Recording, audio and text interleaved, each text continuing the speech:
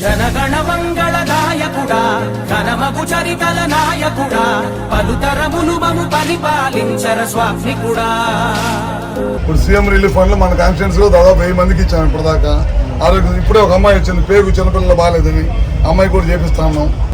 ప్రతి ఇల్లు నిన్నే నిన్నే పిలిచింది, ప్రతి గడప నీకే స్వాగతం అంటోంది.